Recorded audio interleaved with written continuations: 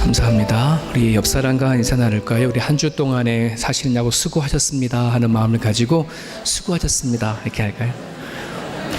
한 주 동안 수고하셨습니다.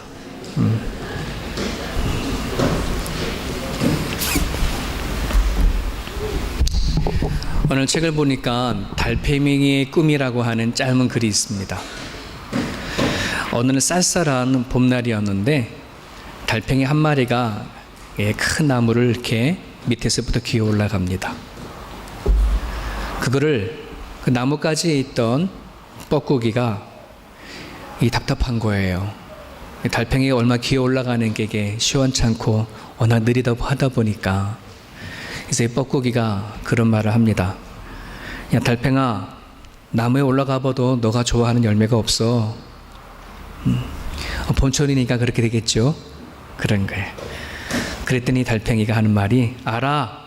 하지만 내가 저 꼭대기에 올라갈 쯤에 되어지면 틀림없이 열매가 있을 거야. 지금은 봄철이라서 아직 꽃도 피우고 꽃은 필 줄 모르겠지만 열매는 맺지 않았지만 언젠간 자기 꼭대기에 올라가게 되면 뭐가 있을 거다? 자기가 좋아하는 열매가 있을 거다. 이 달팽이의 꿈입니다.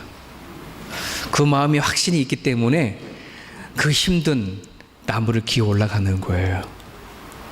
여러분 그 신앙이에게 보면 달팽이라고 하는 또 짧은 글을 하나 넣어놨는데, 이 달팽이가 남이 가지 않은 그 길을 새로 간다는 거는 엄청난 힘이 든다고 그래요.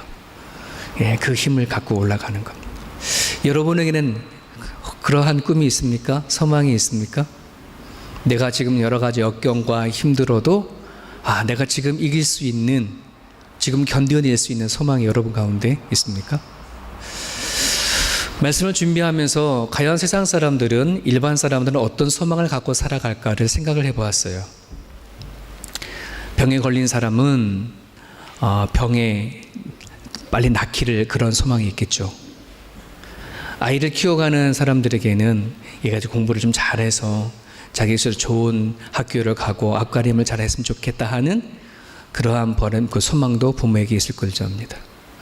물질이 좀 넉넉하지 못한 사람에게는 이 좀 하는 일이 좀 잘 돼서 좀 여유가 되어지면 좀 좋겠다 하는 그런 바람도 갖고 있을 거라 생각이 듭니다. 각자 나름대로 소망이 있고 바람이 다 있는데 문득 그런 생각을 해보게 돼요. 그래, 그런 소망이 있다고 치면 이 소망의 반대말이 뭐지? 이 소망은 도대체 어려서부터 왜 소망이 생기는 거지? 하는 문득 그런 생각을 하게 되었어요. 그래서 막 찾아봤어요. 소망의 반대말은 뭘까? 아시는 분 계셔요? 막 찾아봤어요. 책에는 못 찾겠어요. 그래서 또 인터넷 서치를 막 해봤어요. 하여튼 몇 가지를 찾고 찾아서 소망의 반대말을 찾아냈는데, 소망의 반대말은 두려움이다. 두려움이다. 그리고 사람이 왜 소망을 갖느냐? 두려움 때문에 소망을 한다는 걸 알게 됐어요. 누군가가 내가 아파요. 제가 아프단 말이죠. 큰 병에 걸렸어요. 그럼 내 마음에 두려움이 생기는 거야. 이 병 때문에 나는 아버지 역할도 해야 되고 남편 역할도 해야 되고 목사 역할도 해야 되는데 이 역할을 못할까 봐 하는 그 두려움이 생기니까 빨리 나야지 하는 그런 소망이 생기는 거겠죠. 아이들을 가르치는데 얘네들이 공부를 제대로 못하거나 앞가림을 잘 못하게 되면 다른 아이들보다 좀 뒤처질까 봐 하는 두려움이 생기는 거지 않습니까? 이런 두려움이 생겨서 얘네들이 조금 다른보다 앞서가기를 바라는 소망이 생기는 거죠. 내가 물질이 없으면 먹고 싶을 때 못 사고, 또 내가 갖고 싶을 때 못 갖고, 내가 원하는 거 못 갖게 되면 그것에 대한 속상함도 있고 두려움도 있지 않습니까? 그런 것부터 우리는 소망을 갖게 되어지더라 한다는 것입니다. 여러분, 저는 여러분들이 가지고 있는 이 소망이 있는데, 과연 이 소망에 세상 사람들이 두려워하는 그 두려움에서 만드는 소망인가 한번 체크를 해봤으면 좋겠습니다. 오늘 14절에 하나님 우리에게 이런 말씀을 주십니다. 그러나 의를 위하여 고난을 받으면 복이 있는 자니 그들이 두려워하는 것을 두려워하지 말고 근심하지 말라. 그들이 두려워하는 것을 두려워하지 말고 근심하지 말라. 그들이 누굴까요? 하나님을 품지 못한 사람, 예수님이 마음에 없는 사람들이에요. 예, 그러한 사람들은 뭘 두려워할까요? 그들은 뭘 두려워할까요? 마태복음엔 그들이 두려워하는 걸 이렇게 얘기를 하고 있습니다. 마태복음 6장 31절 32절. 그러므로 염려하여 이르기를 무엇을 먹을까 무엇을 마실까 무엇을 입을까 하지 말라. 이는 다 이방인들이 구하는 것이니라. 너희 하늘 아버지께서 이 모든 것이 너희에게 있어야 할 줄을 아시느니라. 이방인들, 하나님을 알지 못하는 자들에게 갖고 있는 그 두려움이 있어요. 그게 뭐예요? 무엇을 먹을까, 무엇을 입을까, 무엇을 마실까. 우리가 인간적으로 살아갈 때 필요한 그 의식주에 관련된 모든 부분들이죠. 자, 이러한 것에 대해서 염려하지 말라. 근데 여러분, 오늘 내가 가지고 있는 그 믿음은 과연 이러한 두려움을 넘는 믿음일까요? 무엇을 먹을까, 무엇을 마실까를 뛰어넘는 믿음일까요? 어떤 이들은 이렇게 말할 수 있습니다. 목사님 믿는 건 믿는 거고 그거는 내가 책임지고 감당해야죠. 네, 맞습니다. 우리가 무엇을 먹을까 무엇을 마실까 이것에 대해서 그냥 내버려 둬봐라 하나님 받쳐주는 이게 아닙니다. 우리는 책임져서 열심히 노력을 하고 내가 갖고 있는 능력으로 가서 열심히 일해야 하는 것은 맞아요. 그렇게 해야 합니다. 하지만 뭐가 문제냐면 두려워하느냐 안 하느냐를 문제를 더 전하는 거예요. 두려워하느냐 염려하느냐 하는 문제예요. 우리들 안에 이러한 두려움이 생기면 내가 살아가는 데 있어서 기본적으로 세상 사람들이 바라는 이런 두려움이 내 안에 생겨져 버리면 어떤 일들이 일어나냐면 나를 바라보는 이 시각이 왜곡되어 버려요. 내 자신을 바라볼 때에 되게 왜곡되게 바라보면 나는 어떻게 될까요? 넌 이거밖에 안 돼? 너는 구제불능이구나. 내 스스로 나를 그렇게 보게 되어져요. 또는 내가 하고 있는 모든 일들에 대해서 자신감이 없어져요. 왜? 나를 바라보는 내가 부정적이고 나를 바라보는 내가 왜곡되어져 있기 때문에 내가 무엇인가 하는 일에 대해서도 자신감이 떨어지게 되어져 있어요. 또한 내 안에 이런 두려움이 생기면 내가 사랑하는 주변에 있는 사람들이 정말 사랑하는 분이지만 사랑하는 사람들이지만 부담이 되어져 가고 또는 내 인생의 걸림이 되어져 버려요. 여러분은 어떻습니까? 여러분의 주변에 사랑하는 사람이 내 인생의 걸림입니까? 부담감입니까? 예. 내가 안에 이런 두려움이 생기면 그런 왜곡된 시각을 갖게 되어진다고 한다는 것입니다. 그러면 과연 이 두려움은 어디서부터 나올까? 또 시작이 되어질까? 2주 전인가요? 여러분 혹시 주일날 설교한 제목 기억나는 거예요? 말씀을 준비하다 보니까 이렇게 시리즈가 지금 되어지는데 2주 전에 삶의 기준이라고 하는 명제, 그다음에 지난주에는 축복의 근원이라고 하는 뭐예요? 뭐였어요? 순종. 오늘은 뭐예요? 오늘은 소망. 뭐에 대한 소망이에요? 승리의 비결이라는 소망. 근데 삶의 기준이라고 하는 명제에 제가 그런 말씀을 드렸어요. 두려움이라고 하는 것을 파고 들어가고 뿌리를 가보니까 거기에 누가 있더라? 내가 있더라. 하나님이 없는 내가 있더라. 우리는 살아가는데 무엇을 먹을까, 무엇을 입을까, 무엇을 마실까 하는 그 두려움의 뿌리가 어디 있더라? 하나님이 없는 나에서부터 출발이 되어지더라 한다는 거예요. 아담과 하와가 하나님과의 단절이 되어지기 전까지는 두려움이 없었어요. 하지만 우리가 창세기 3장을 보니까 죄로 인하여져서 하나님이 딱 단절되어져 버렸어. 하나님이 없는 자기만 덩그러니 세워져 보니까 삶의 방향도 잃고 삶의 목적도 잃고 눈을 바라봤던 시각들이 하루아침에 앞을 보지 못하게 되어지면 내 발 한 발이 딛는 것 자체가 두려움이 무서움인 것처럼 하와와 아담 같은 경우에는 하나님이 단절되어지며 찾아온 것이 두려움이었습니다. 오늘 우리들에게는 태어날 때부터 그런 본능적인 두려움을 갖고 태어납니다. 무엇을 먹을까, 무엇을 입을까, 무엇을 마실까. 하지만 우리가 하나님을 만나게 되어지면 이 근본적인 두려움이 극복이 되어지고 해결이 되어져야지 돼. 내가 믿는 과연 그 믿음이 이러한 기본적인 본능을 뛰어넘는 믿음인가? 아니면 아직 내 안에서는 이 두려움 속에서 내가 바라보는 소망이 세상 사람들이 갖고 있는 그 소망을 바라보면 똑같이 그렇게 살아갈까? 세상 사람들이 가지고 있는 두려움을 가지고 나 또한 그렇게 살아갈까? 그걸 한번 체크해 볼 수 있기를 간절히 바랍니다. 앞에서 이렇게 소리내서 설교하는 제가 그런 두려움이 있는 것을 깨닫게 되셨어요. 예전에 김윤종 목사님이 오셔서 그런 말씀을 하셨어요. 기억나시나요? 부목사와 담임 목사는 근본적으로 틀리다. 그게 뭐냐? 부목사가 아무리 노력을 해도 담임 목사의 마음을 이해 못한다. 나는 그걸 되게 부목사 시절에는 기분 나쁘게 들었는데 이제는 그게 뭔지 알 것 같아요. 제가 이 호주에 들어오기 전만 해도 한국에 5천 명이 넘는 둘의 교회에 부목사를 했었지 않습니까? 행정목사를 했는데 어떤 일이 일어나도 하나도 안 무서워. 걱정이 하나도 안 돼. 누가 교회를 안 나와도 하나도 걱정이 안 돼. 왜? 다 김진호 목사님. 김진호 목사님이 계신데 김진호 목사님이 교회인데 하나도 문제가 일어나도 하나도 걱정이 안 되고 얼마나 마음이 편한지 몰라. 나는 열심히 하면 되는 거야. 근데 여기 들어와가지고 담임 목사가 딱 되니까 이 상황이 달라지잖아요. 별의별 것이 다 근심이고 별의별 것이 다 걱정이고 유아 꼬맹이 애 한 명 안 나오는 것도 걱정이고 다 나 탓인 것 같고 하나에서부터 10가지가 다 나의 짐으로 와닿는 그런 거예요.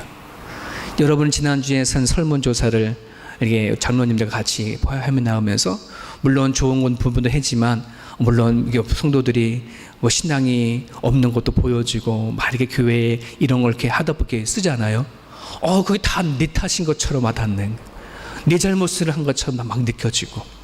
자, 이렇게 되어지면 나를 바라보는 내가 어떨까요? 절망감이 되죠. 이거밖에 안 되는구나. 낙심이 되어지고 절망이 되어지고. 자, 그러면 되나요, 제가? 그죠? 이렇게 되는 게 정상인가요? 아니죠.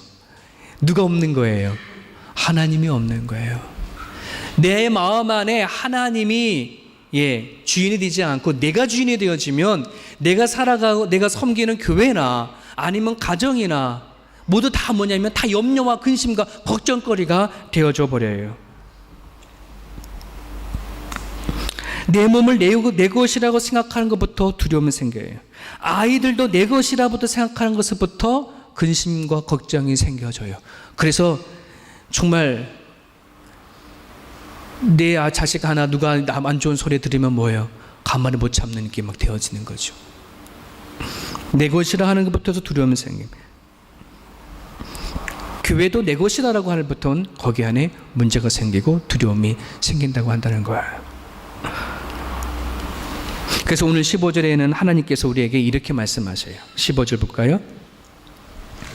너의 마음에 그리스도를 주로 삼아 거룩하게 하라. 그리고 너희 속에 소망이 무엇인지 누가 물어보거든 대답할 준비를 늘 해라. 이런 메시지가 담겨져 있어요. 여기서 내 마음에 누구를 주인으로 삼으래요? 예수님을 주인으로 삼으라는 말입니다. 예수님을 나의 주인으로 삼는다는 말은 이런 거예요. 내 인생을 시작하게 하신 출발자이신 분이 하나님이다. 나의 인생을 인도하시는 분이 하나님이다. 내 인생의 수많은 결정을 하시는 분이 하나님이시고 맨 마지막까지 동반하시는 내 인생의 동반자가 하나님이신 것을 뭐라는 거예요? 그렇게 인정하고 살아가라는 것입니다. 여러분 고백하실 수 있겠습니까? 여러분들을 이 자리에 오게 하시고 지금까지 여러분 인생 가운데 결정하시고 인도하시고 죽음까지도 책임져 주실 하나님이라는 사실을 여러분이 믿으십니까? 그러한 분을 나의 주인으로 삼으라 그러는데요, 여기에 삼는다라고 한다는 말을 포커스를 잡아야 돼요. 이 삼는다고 한다는 말은 어떤 단어냐면은 남자와 여자가 전혀 서로 간에 알지 못했던 남자와 여자가 서로 사랑을 하게 되어서 결혼을 하게 되어지면은 뭐가 되는 거예요? 전혀 알지 못했던 저 여자를 내 아내로 삼는 거죠. 전혀 알지 못했던 저 남자를 내 남편으로 삼는 걸 얘기하는 거예요. 그러면 이렇게 삼으면 어떻게 되어지는 거예요? 나를 키워준 부모보다도 더 이 부부가 가까워지죠. 피 한 방울 섞이지 아니하는 남남이 서로 간에 결혼을 하게 되어지면 나를 낳아주고 키워준 부모보다도, 내 형제보다도 더 가까워지는 걸 볼 수 있어요. 여기서 사마라라고 하는 말은 그 단어예요. 부부가 연합을 하는 거예요. 남자와 여자가 결혼을 했네요. 법적인으로 연합이 되어져서 하나가 되어졌지만 여러분, 그걸로 끝나는 건가요? 우리가 예수를 믿고 교회에 등록하고 세례를 받아서 세례 교인이 되어지면 나는 그걸로 끝난 건가요? 나 예수님을 믿어, 하나님을 믿어, 예수님이 내 안에 있어, 이렇게 말하면 우리는 그걸로 끝난 건가요? 아마 법적인 연합으로는 아마 우리가 하나님과 하나 되어진 것을 사람들에게 증명해 보일 수 있어요. 여러분이 두레교회 세례교인이고 등록교인인 것을 얼마든지 프린트로 만들어서 가서 보내줄 수 있어요. 그럼 그걸로 끝인 건가요? 아니죠. 부부도 마찬가지예요. 사람들 앞에 결혼식을 했습니다. 법적인 부부가 되어졌습니다. 자, 그러면 완벽한 내 남편이고 완벽한 내 아내인가요? 아니죠. 이제부터는 시작인 겁니다. 그죠? 여러분, 사랑해서 결혼하는 게 더 쉬울까요? 결혼한 다음에 진짜 남편과 아내로 사는 게 더 어려울까요? 살아보신 분만 얘기해 보세요. 사는 게 어렵죠. 맞습니다. 그게 정답입니다. 사랑해서 결혼하는 건 좀 쉬워요. 하지만 진짜 남편이 되고 부부가 되어 살아가는 거가 더 어려운 거예요. 우리가 예수님을 내가 믿어요, 하나님을 알아요 라고 되어질 문제가 아니에요. 이제부터는 그리스도를 주로 삼아라라고 한다는 말 안에는 이제 예수님을 너의 인생에 실질적으로 살아간 너의 인생 가운데 아주 깊은 관계를 맺고 살아가라 한다는 것이에요. 그러니까 예수님이 내 안에, 내가 예수 안에 아무리 노래를 부르고 찬양을 하고 고백을 한다고 될 문제가 아니라 진짜 내가 살아간 삶의 현실 속에서 내가 갖고 있는 모든 문제가 하나님과 예수님 앞에 의논되어지고 토론되어지고 내 맡겨지는 것이 되어지느냐. 정말 내가 무엇을 먹을까, 무엇을 마실까, 무엇을 입을까 염려, 근심, 걱정하지 아니한 하나님 앞에 다 맡겼어. 그래서 나는 자유해라고 여러분들이 살아갈 수 있는 그 믿음이 있느냐 한다는 것이죠. 쉽지가 않아요. 우리는 흔히 교회를 얘기를 할 때에 예수님은 머리다, 온 교회는 지체다, 이렇게 얘기를 하지 않습니까? 근데 우리가 신앙 고백도 마찬가지예요. 내 인생에 예수님을 주인이라고 얘기를 한다면 주인과 나의 관계에는 계속해서 관계성을 맺어야 돼요. 교회가 예수님을 머리로 삼고 우리가 지체라고 얘기를 하면 예수님 앞에 끊임없이 우리는 뭐가 돼야 돼요? 관계를 맺어야 돼요. 이게 유기적 관계라고 그렇게 얘기를 합니다. 제가 아버님이 살아계셨을 때에 뇌암으로 뇌수술을 했는데 오른쪽 뇌를 건드렸다 보니까 왼쪽에 다 왼발이 다 마비가 되졌어요. 그런데 이렇게 만져보면 따뜻해. 그러니까 피는 다 통하는 거예요. 다 붙어 있어요. 하지만 신경이 끊어지다 보니까 살아있지만 죽어 있어요.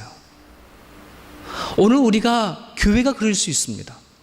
예수님을 교회의 머리라고 하지만 그 예수님과 성도들이 끊임없는 관계가 형성되어지지 아니하면 살아있으나 교회는 다리나 죽어 있는 성도가 될 수 있습니다.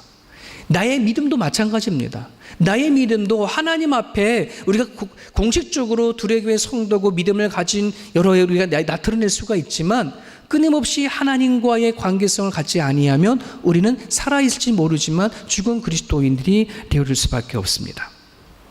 그런 부분들 안에서 여러분 실질적인 삶이 하나님과 교제가 일어날 수 있기를 주님의 이름을 축원합니다.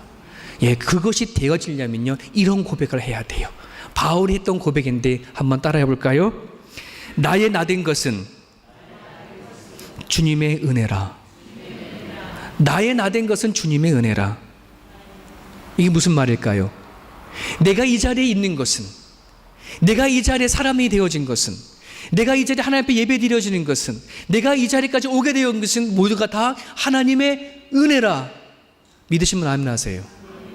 오늘 여러분 이것을 아멘 하시는 분들은요 뭐가 바뀌어져야 되냐면요, 나는 과거가 불행했어, 나는 상처를 받았어, 나는 실패를 했어, 나는 소망이 없어, 나는 절망스러워. 이게 회복되는 거예요. 여러분, 나된 것은 다 주님의 은혜라고 해놓고선 내가 살아왔던 그 삶을 후회하면 돼요, 안 돼요? 그잖아요. 내가 나된 것도 하나님 은혜라고 얘기했으면 내가 살아왔던 과거 안에 성공이나 실패나 상처나 좋은 것이나 행복이나 불행이나 그 모든 것이 합력하여 하나님께서 나를 이 자리에 세워놓거나라고 고백하는 겁니다.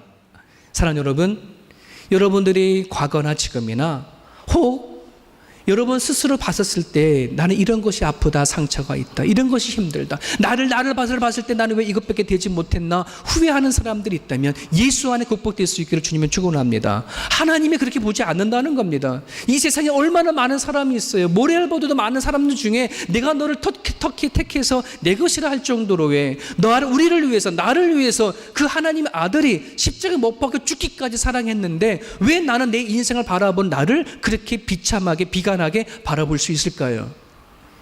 예수를 만나야 돼요. 하나님을 만나야 돼요. 그래야 나의 불행도 나의 행복도 내가 살았던 실패도 성공도 하나님 안에 재해석되어질 수 있는 거예요. 거기 안에 진짜 내가요 내 마음이 그렇게 회복이 되어져야 예수님 안에 내가 있는 소망이 생겨져야 그 다음에 누구를 섬길 수 있어요. 누구를 사랑할 수 있어요. 누구를 품을 수 있어요. 그러니까 왜 남을 품을지 못할까요? 내가 왜 남을 섬기지 못할까요? 내가 왜 굳이 내 아내를 이겨 먹어야 할까요? 왜 굳이 내가 내 남편을 이겨 먹어야 할까요? 예, 죽기까지 사랑하겠다고 했는데 뭐 굳이 부부에 싸워서 이겨 먹어야 되겠습니까? 그죠? 우리 안에 뭐가 있어야 돼요? 예수님 안에 하나님이 나를 선택하고 했다는 것에 대한 소망이 있어야 될 줄 믿습니다. 여러분이 하나님을 믿지 아니하는 사람들에게 한번 여러분 묻혀보세요. 당신의 소망이 뭘까요? 라고 말하면 뭐 이런 것이 소망이다, 저런 것이 소망이다, 난 이렇게 되기를 원해 라고 말해요. 하지만 그것은 그들의 소망일 뿐이지 우리한테 보여줄 수 있는 것이 있을까요? 없을까요? 없어요. 그런데 이제 우리는 달라요. 우리는 소망이라고 하면 이루어지지 않는 걸 바라는 거로 생각하는데 아니에요. 오늘 우리들의 소망은 살아있는 소망이라고 하는 거예요. 죽은 소망과 살아있는 소망이 달라요. 죽은 소망은 이루어지지 않는 소망이야. 이루어질지도 앞으로 이루어질지 안 이루어질지도 모르겠어. 하지만 살아있는 소망은 뭐냐 그러면 지금 내가 그 소망이 이루어진 것을 이야기할 수 있는 게 살아있는 소망이에요. 잘 어렵지요. 이해를 돕기 위해서 두 가지를 말할게요. 하나는 여러분 우리가 구원을 받았지요. 제가 여러분 설문조사를 보니까 거의 99%가 구원의 확신이 있대요. 그는 정말 진짜인지 아직 확인해 보려야 되는 문제지만 구원의 확신이 있다고 하니까 여러분 구원 받은 거잖아. 근데 아직은 여러분 안 죽어봤으니까 이루어진 게 아니잖아. 그럼에도 불구하고 나는 구원을 받았다라고 얘기하죠? 그와 같은 거예요. 우리에게는 소망이 있는데 어떤 소망이 있느냐? 우리는 이루어질 것을 바라는 것이 아니라 이미 내 안에 이루어진 소망을 얘기하는 거예요. 왜요? 예수님께서 내 안에 계시기 때문에. 못하실 분이 없는 분이 내 안에 계시기 때문에, 죽음마저 이기신 분이 내 안에 계시기 때문에, 승리자이신 예수님이 내 안에 계시기 때문에 뭐요? 결과론적으로 따지면 우리는 이미 승리한 자예요. 소망이 이루어진 자예요. 2015년 5월 30일 날에 오프리 윈필이라고 하는, 맞나요 이름이? 하여튼간 미국의 아주 유명한 아나운서가 있는데요. 아나운서인지 BJ인지 잘 모르겠지만 하여튼 그 여자분이 하버드 대학의 졸업식에 가서 축사를 할 때에 이런 말을 했어요. 세상에 실패라는 것은 없으며 실패는 인생에서 우리를 다른 방향으로 이끌 뿐이다. 기가 막힌 말을 했죠. 우리 인생에는 실패가 없대요. 실패가 있는 게 아니라 인생을 다른 길로 인도할 뿐이다. 이분이 크리스찬인지는 잘 모르겠지만 기가 막힌 고백을 한 거예요. 우리가 하나님을 만나기 전에, 예수님을 내가 믿기 전에는 우리는 성공과 실패라고 하는 것을 나의 기준을 가지고 성공이다, 실패다가 얘기를 합니다. 불행과 행복도 나의 기준을 가지고 이것은 행복이다, 불행이다 라고 얘기를 합니다. 그러나 예수를 만나고 나서 보니까 뭐가 아니더라? 성공도 실패도 불행도 행복도 하나님께서 나를 이 자리에 있게 한 도구에 불과한 거다, 이끄심에 불과한 거다라고 한다는 것이에요. 우리에게는 하나님을 만나기 전에는 항상 모든 기준이 세상의 기준이 되어져서 입고 먹을 거 마실 거가 다 세상의 기준이 되어서 이걸 가지고 나는 잘 살아 못 살아, 성공했어 안 했어, 이걸 가지고 나 스스로 평가를 해서 내 스스로 우쭐하기도 하고 내 스스로 좌절하기도 하고 절망을 하기도 합니다. 하지만 여러분, 예수님 안에 내 삶을 들여봤을 땐 그 모든 것이 나를 이끌어오는 하나님의 은혜요, 하나님의 도구였음을 기억할 수 있기를 간절히 바랍니다. 사랑하는 여러분, 불행도 하나님 안에선 도구가 되어지는 거예요. 아픔도 슬픔도 하나님이 나를 이 자리까지 오는 데 있어서 도구가 되어지는 거예요. 바울이 그런 고백을 한 겁니다. 바울이 예수를 만나기 전 안에는 그가 자기가 정말 최고였던 것을 가지고 끝까지 붙잡고 살아와서 자기의 출신과 혈통과 자기가 배운 권력과 자기가 가지고 있는 재물과 그것이 최고로 살아왔던 바울이었습니다. 하지만 그가 예수를 만난 다음에 그 모든 것을 배설물로 여기고 자기가 할 수 있는 천막 짓는 기술을 가지고 뭐의 길을 떠났습니까? 전 이방의 나라를 다니면서 복음의 길을 떠났습니다.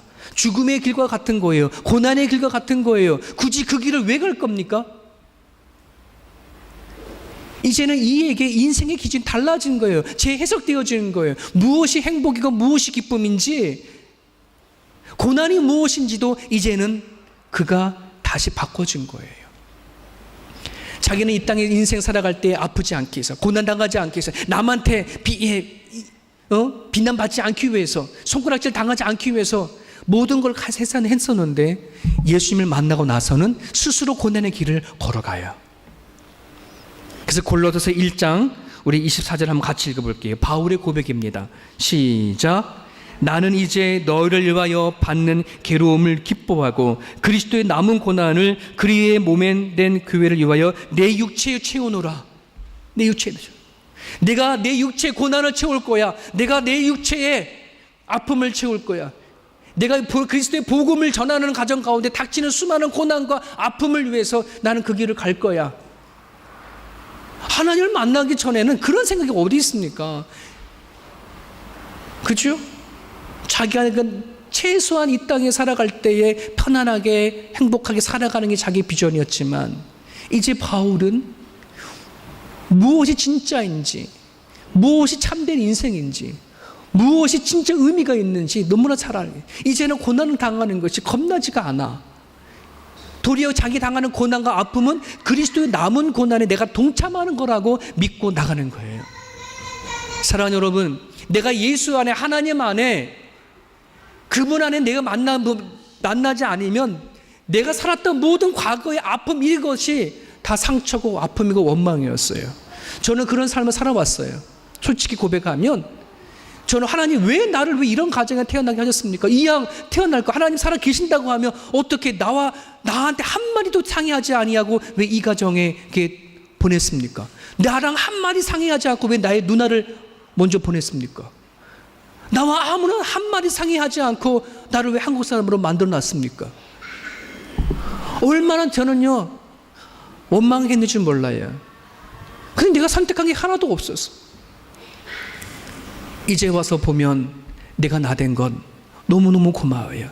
내가 살아올 때 그 가정에 태어나지 않았다면, 내가 살아오는 가정에 그런 어려움을 당하지 않았다면, 제가 살아온 날 우리 아버지를 먼저 보내는 그런 삶이 내 안에 있지 않았다면 저는 아마 이 자리에 서 있을지 못할 거예요. 저는 구원도 받지도 못했을 거예요. 워낙 내 성향이 놀기를 좋아하고 삐딱선 타기를 좋아하는 성향이기 때문에.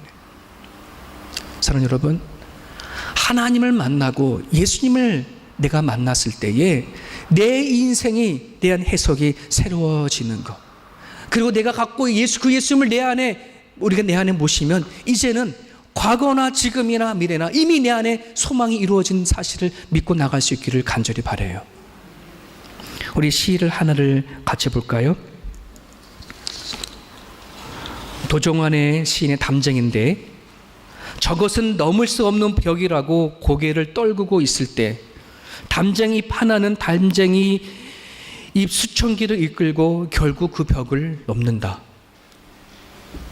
여기 PPT에 써 있어요. 저것은 넘을 수 없는 벽이라고 고개를 떨구고 있을 때에 담쟁이 잎 하나는 담쟁이 잎 수천 개를 이끌고 결국 그 벽을 넘는다. 어떻게 그 벽을 넘을 수 있을까요? 이 담쟁이에는 살아있기 때문에 그래요. 생명력이 있기 때문에 그래요. 그 생명이 자라서 그 벽을 넘는 거지요.